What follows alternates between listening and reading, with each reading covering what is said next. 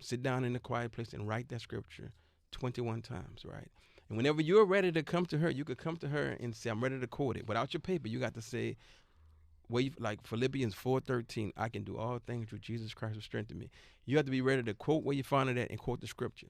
Now, if you say you're ready and you go to her and you do it and you mess it up, go back and you got to write it 21 more times. So Oof. you better make sure you're ready, right? So as a kid, of course, that was stump, and I don't say stump your feet because, she wasn't a passive parent like that.